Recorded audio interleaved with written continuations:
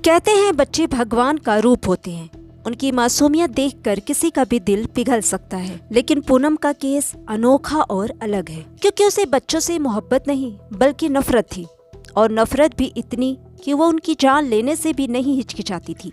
उसने एक के बाद एक कई हत्याओं को अंजाम दिया। हत्या का पैटर्न सेम होता था, लेकिन वो हत्याएं इतनी शातिराना तरीके से करती थी कि लोग उन हत्याओं को हादसा समझते रहे। फिर एक दिन उसने एक और हत्या की, लेकिन उस दिन उससे एक छोटी सी गलती हो गई। और फिर उस दिन तारीख थी 1 दिसंबर 2025। पानीपत के गांव नेल्था के एक घर में शादी समारोह था। शादी में शिरकत के लिए सारे रिश्तेदार आए हुए थे। उन्हीं में से एक रिश्तेदार संदीप अपनी 6 साला बेटी विधि और पिता पाल सिंह के साथ भी आए हुए थे। घर में खुशी का माहौल था। बारात निकल चुकी थी, कुछ रस्में अभी भी चल रही थी। तभी शगुन के लिए विधि को आवाज लगाई जाती है।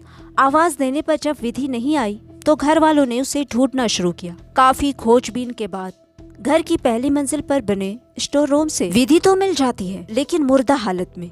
उसका सिर पानी के टब में डूबा हुआ था और पैर जमीन पर टिके हुए थे। चूँकि टब की लंबाई कम थी, इसलिए डूबकर मरने का सवाल ही नहीं था। दूसरा स्टोर रूम का दरवाजा बाहर से लॉक था, इसलिए शक होने पर घर वालों ने पुलिस को कॉल की। पुलिस और फॉरेंसिक टीम ने आकर सभी एंगल पर काम करना शुरू किया। घर में मौजूद सभी लोगों से अलग अलग पूछताछ शुरू की गई। पूछताछ में कई लोगों ने बताया कि उन्होंने पूनम को पहली मंजिल से आते हुए देखा था। उस वक्त उसके कपड़े भीगे हुए थे। पूछने पर उसने बताया था कि उसके कपड़ों पर दूध गिर गया है।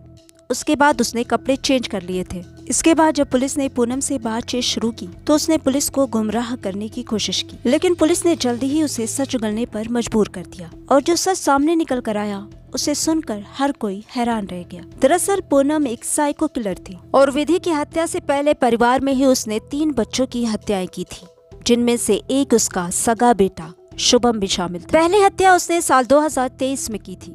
उसकी नंद अपनी बेटी इशिका के साथ मायके आई हुई थी। चूँकि इशिका खूबसूरत थी, इसलिए उसको देखकर पूनम चिढ़ती रहती। एक दिन मौका देखकर उसने घर पर बने पानी के टैंक में इशिका को डुबोकर मार डाला। इसी दौरान उसका 3 साला बेटा शुभम वहां आ गया। वो घटना का चश्मदीद गवाह था, राज खोल सकता था, इसलिए उसने अपने बेटे को भी उसी टैंक में डुबो दिया। उस समय इन हत्याओं को घर वालों ने हादसा समझा और भूल गए। तीसरी हत्या उसने 19 अगस्त 2025 में अपने मायके में अपने चचेरे भाई की 6 साला बेटी जिया की। हत्या का पैटर्न वही था, पानी में डुबोकर मारना। पूनम की नजर में अभी 2 बच्चे और थे जिनकी वो हत्या करना चाहती थी, जिनमें एक उसका खुद का बेटा भी शामिल है। लेकिन इससे पहले ही वो पुलिस की गिरफ्त में आ गई, वरना न जाने कितने मासूम बच्चों को अपनी जान से हाथ धोना पड़ता।